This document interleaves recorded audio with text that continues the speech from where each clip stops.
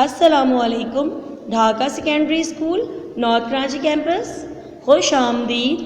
جماعت ہفتم کے لیے آج ہم نے جس موضوع کا انتخاب کیا ہے وہ ہے نظم چینی مزدوروں کا مقبرہ۔ شاعر ہیں اختر حمید خان۔ بچوں، اس نظم میں شاعر چینی مزدوروں کی اثار و قربانی پر خراج تحسین پیش کرتے ہیں اور کہتے ہیں کہ کس طرح سے وہ اپنے ملک اور گھر والوں کو چھوڑ کر دوسرے ملک میں آ کر دوسرے ملک کو خوبصورت بنانے کے لیے اپنی جان تک قربان کر دیتے ہیں۔ شاعر و نظیم مزدوروں کو سلام پیش کرتے ہیں۔ آئیے اب ہم اس سبق کا پس منظر پڑھتے ہیں۔ قدیم زمانے میں ہمارے بلند ترین پہاڑی سلسلے قراقرم کی دشوار گزار گھاٹیوں میں ایک تنگ راستہ وسطی ایشیا کو جنوبی ایشیا سے ملاتا تھا۔ سمرقند و بخارا، کاشغر اور غزنی کے شہروں سے سیاح عالم، مہم جو اور تاجر کئی صدیوں تک اسی راستے سے گزر کر جنوبی علاقے میں آتے رہے۔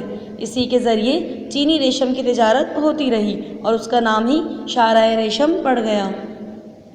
1965 میں پاکستان اور چین کی حکومتوں نے شاہراہ ریشم کو جدید دور کے انقلابی تقاضوں کے مطابق از سر نو تعمیر کرنے کا فیصلہ کیا اور ایک معاہدے کے تحت اکتوبر 1967 سے 12,000 چینی انجینئروں اور مزدوروں نے پاکستانی کارکنوں کے ساتھ اس تعمیراتی مہم کا آغاز کیا۔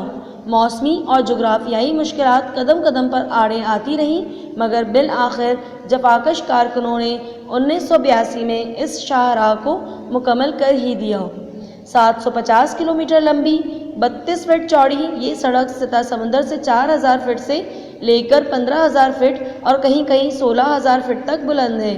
اس پر بے شمار چھوٹے بڑے پل ہیں اور ٹریفک کا نظام دو رویہ ہے۔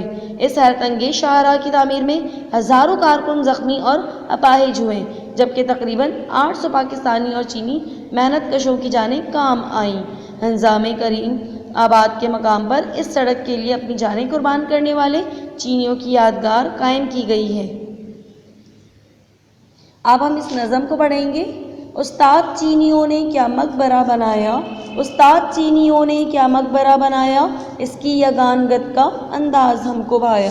اس شعر میں شاعر فرما رہے ہیں کہ چینیوں کے انجینئر اور مزدوروں نے کیا مقبرہ بنایا۔ ان کی اتحاد و اتفاق کا یہ اندازہ بہت خوبصورت تھا، جو یہ ثابت کرتا ہے کہ ایکتا اور اتحاد ایک ایسا عمل ہے جس سے انسان ہر کام بآسانی کر سکتا ہے۔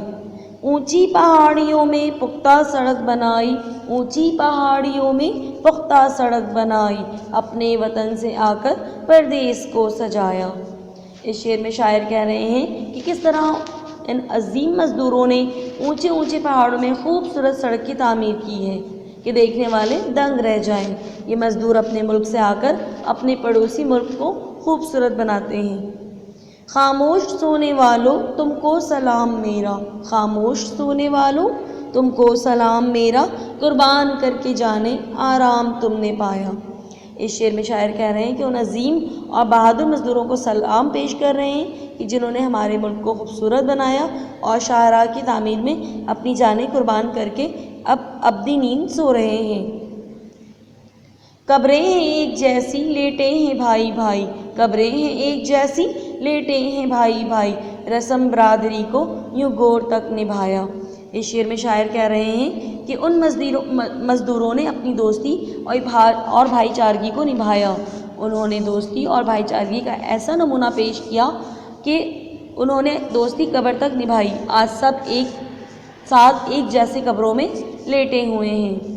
تعمیر میں نمایاں شائستگی کا نقشہ، تعمیر میں نمایاں شائستگی کا نقشہ، گویا ہے آسمانی پاکیزگی کا سایہ۔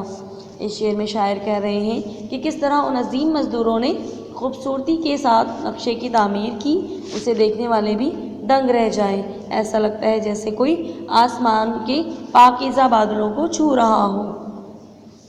ایسی نفیس ایسی پیاری برابری ہو، ایسی نفیس ایسی پیاری برابری ہو، ہم کو بھی اس طرح سے ہو خاک میں سلایا۔ اس شعر میں شاعر کہتے ہیں کہ پاک چین کی دوستی ایک ایسی دوستی ہے جو ہمیشہ قائم و دائم رہے۔ اور بھائی چارگی کی فضا اسی طرح سے ہمیشہ چلتی رہے۔ آج ان مزدوروں کے ساتھ وہ پاکستانی مزدور بھی خاک میں ابدی نیند سو رہے ہیں۔ آئیے اب ہم اس کے مشقی سوالات مکمل کریں۔ سب سے پہلے ہم الفاظ معنی لکھیں گے۔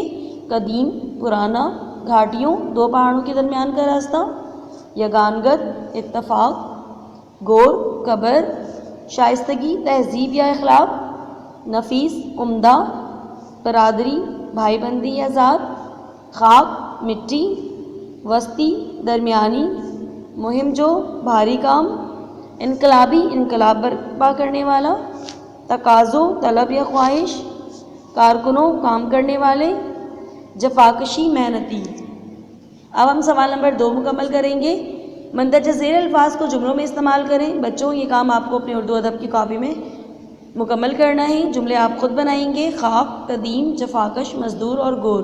اب سوال نمبر 3 مکمل کریں گے۔ درج ذیل سوالات کے جوابات تحریر کریں۔ یہ تمام مقبرے کن لوگوں کے ہیں؟ یہ تمام مقبرے پاکستانی اور چینی مزدوروں کے ہیں جنہوں نے شاہراہ ریشم کی تعمیر میں اپنی جانیں قربان کر دیں۔ چند مشہور مقبروں کے نام لکھیں۔ نمبر 1 ہے تاج محل، نمبر 2 ہے لال شہباز قلندر، نمبر 3 ہے بابا فرید شکر گنج، نمبر 4 ہے عبداللہ شاہ غازی اور نمبر 5 ہے شاہ عبداللطیف بھٹائی۔ نمبر 3 ہے سوال، شاہراہ کی تعمیر کا آغاز کب ہوا؟ شاہراہ کی تعمیر کا آغاز اکتوبر 1967 کو ہوا۔ اس نظم کا شاعر کا نام لکھیں۔ اس نظم کے شاعر کا نام اختر حمید خان ہے۔ نمبر 5 ہے شاہراہ کی تعمیر کب مکمل ہوئی؟ شاہراہ کی تعمیر 1982 میں مکمل ہوئی۔ آئیے اب ہم اس سبق کا خلاصہ مکمل کریں گے۔ حوالہ ہے، یہ نظم ہماری اردو کی کتاب سے لیا گیا ہے جس کے شاعر اختر حمید خان ہیں۔ خلاصہ ہے، اس نظم میں شاعر چینی مزدوروں کی محبت، جفاکش اور بہادری کے بارے میں بتا رہے ہیں اور انہیں خراج تحسین پیش کر رہے ہیں کہ کس طرح انہوں نے اپنی جانیں قربان کر کے شاہراہ کی تعمیر کا کام مکمل کیا۔ 1965 میں پاکستان اور چین نے مل کر شاہراہ ریشم کی اثر نو تعمیر کا فیصلہ کیا اور ایک معاہدے کے تحت اکتوبر 1967 سے 12,000 چینی انجینئروں اور مزدوروں نے اس مہم کا آغاز کیا۔ موسمی اور جغرافیائی مشکلات قدم قدم پر سامنے آتی رہیں مگر جفاکش مزدوروں نے 1982 میں یہ شاہراہ مکمل کیا۔